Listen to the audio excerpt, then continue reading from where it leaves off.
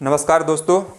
आज मैं पुनः सामान्य अध्ययन से संबंधित कुछ इम्पॉर्टेंट प्रश्न लेके आया हूं। जो साधारण प्रश्न तो आपको सुनने में और देखने में लगेंगे, पर आप इस बात को भी आप समझते होंगे कि पॉलिटी के या इंडियन कॉन्स्टिट्यूशन के ये बहुत ही महत्वपूर्ण प्रश्न होते हैं, जो कहीं ना कहीं किसी न किसी प्रकार के एग्जाम पे ऐसे प्रश्न जरूर आते हैं। तो खासकर जो मेरा फोकस रहा है वो रहा है इस्तीफे से संबंधित। कौन संवैधानिक रूप से कौन किसको इस्तीफा अपना सौंपते हैं, और जो एक वित्त विधेयक होता है, जो धन विधेयक होता है, थोड़ा सा उसके बारे में। तो 15 क्वेश्चन अभी ला, 15 क्वेश्चन फिर बाद में। तो शुरू करता हूँ। जो पहला प्रश्न है कि भारत का प्रधानमंत्री अपना इस्तीफा किसे सौंपते हैं?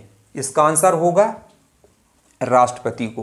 भारत का जो प्राइम मिनिस्टर होता है, यदि अपना इस्तीफा वो जब देना चाहता है तो किसको देता है? भारत के राष्ट्रपति को देता है। क्योंकि ये प्रधानमंत्री होता है, लोकसभा के बहुमत दल का नेता होता है, और वह अपना इस्तीफा किसे जब भी वह सौंपना चाहेगा तो राष्ट्रपति को लिखित रूप से सौंप सकता है।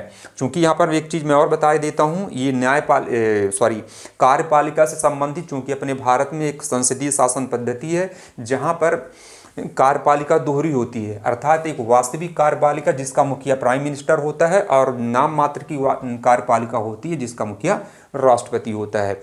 तो दूसरा प्रश्न है, राष्ट्रपति अपना इस्तीफा किसे सौंपता है? ये सौंपता है उपराष्ट्रपति को।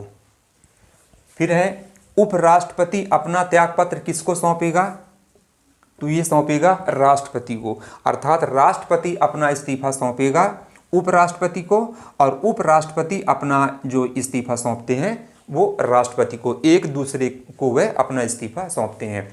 चौथे नंबर पे है कि मुख्यमंत्री, किसी भी राज्य का जो मुख्यमंत्री होता है, जो किसी भी स्टेट का जो चीफ मिनिस्टर होता है, वह अपना इस्तीफा किसे सौंपता है?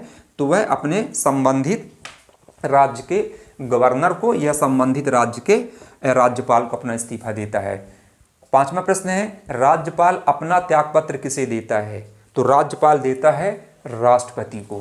राज्यपाल देता है राष्ट्रपति को। चूंकि जिस प्रकार की केंद्र में स्थिति राष्ट्रपति की होती है, वैसे राज्य में राज्यपाल की होती है। जैसे केंद्र में स्थिति प्राइम मिनिस्टर की होती है, चूंकि वह वास्तविक कार्यपालिका का मुखिया होता है, ठीक वैसे ही स्टेट में जो होते हैं जो मुख्यमंत्री भी वास्तविक कार्यपालिका के मुखिया, और नाम मात्र की कार्यपालिका के मुखिया राज्यपाल होते हैं। फिर है छठवां प्रश्न है, लोकसभा अध्यक्ष अपना इस्तीफा किसे सौंपता है? तो लोकसभा अध्यक्ष देता है लोकसभा उपाध्यक्ष को। और फिर अगला है, लोकसभा उपाध्यक्ष यदि अपना इस्तीफा सौंपना चाहे तो किसे सौंपेगा? लोकसभा अध्यक्ष को। यह एक दूसरे कर को लिखित रूप से इस्तीफा दे सकते हैं और अपने पद से मुक्त हो सकते हैं। आठवां प्रश्न है, सर्वोच्च न्यायालय के जो मुख्य न्यायाधीश होते हैं, चीफ जस्टिस ऑफ इंडिया होते हैं, वो अपना इस्तीफा किसे देते हैं? राष्ट्रपति को। क्योंकि राष्ट्रपति के द्वारा उनकी नियुक्ति भी होती है और राष्ट्रपति को अपना इस्तीफा भी सौंपते हैं। नौवां प्रश्न है, उच्च न्यायालय, क्योंकि किसी भी स्टेट पे जो हाई कोर्ट होती है, उच्च न्यायालय होती है, तो उच्च न्यायालय का जो चीफ जस्टिस होता है, मुख्य न्यायाधीश होता है, वह अपना इस्तीफा किसे देता है?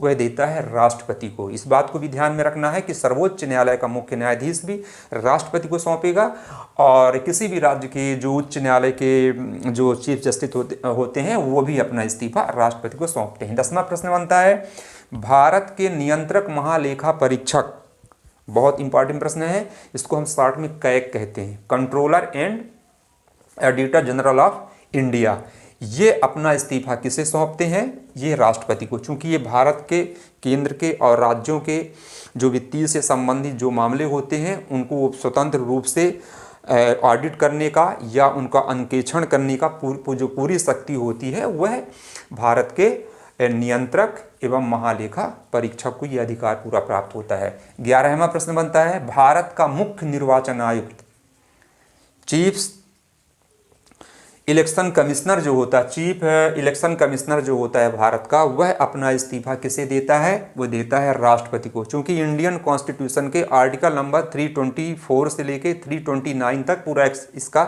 एक्सप्लेन किया गया है, कैसे भर्ती होती है, उसके क्या अधिकार होते हैं। मुख्य निर्वाचन जो आयुक्त होता है वह अपना इस्तीफा सौंपेगा भारत के राष्ट्रपति को। फिर 12वां प्रश्न है, कोई वित्त विधेयक धन विधेयक है या नहीं, इसका निर्णय कौन करता है। अति महत्वपूर्ण प्रश्न है। कोई भी जो वित्त विधेयक है वह धन विधेयक है या नहीं, इसका निर्णय जो करता है, इसका जो फाइनल डिसीजन करता है यह है या नहीं है, वह करता है लोकसभा का अध्यक्ष करता है।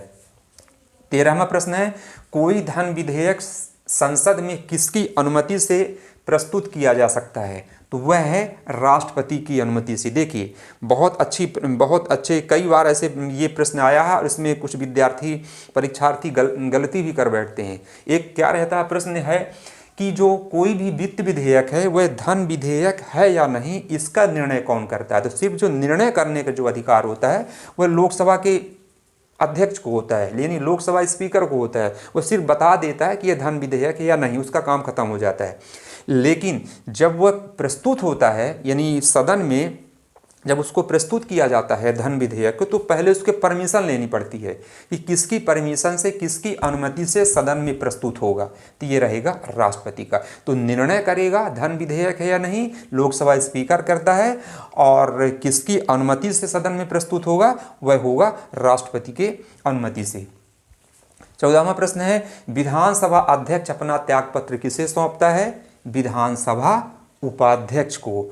और 15वां और अंतिम प्रश्न है, विधानसभा उपाध्यक्ष अपना इस्तीफा किसे सौंपता है, तो ये सौंपेगा विधानसभा अध्यक्ष को। सेम उसी प्रकार की प्रक्रिया होती है जिस प्रकार से लोकसभा में लोकसभा का स्पीकर अपना इस्तीफा सौंपता है डिप्टी स्पीकर को, और डिप्टी स्पीकर अपना इस्तीफा सौंपता है लोकसभा के स्पीकर को। ठीक वैसे ही स्थिति होती है राज्य में कि किसी भी राज्य की जो विधानसभा का जो अध्यक्ष होता है वह अपना इस्तीफा सौंपेगा विधानसभा उपाध्यक्ष को, और विधानसभा उपाध्यक्ष अपना इस्तीफा सौंपता है विधानसभा अध्यक्ष को। तो ये दोनों एक दूसरे के नाम से अपना इस्तीफा दे करके पद से अलग हो सकते हैं। तो ये इस प्रकार से मैं 15 क्वेश्चन आज मैं आपको मैं बताया हूँ, जो किसी भी प्रकार की परीक्षाओं में ये प्रश्न आते हैं। लगते तो बहुत साधारण और सिंपल प्रश्न हैं, कॉमन, ऐसे लोग इसको पढ़ते हैं जानते हैं, पर बहुत स्थितियों में ऐसी बात आ जाती है कि कौन किसको इस्तीफा देता है,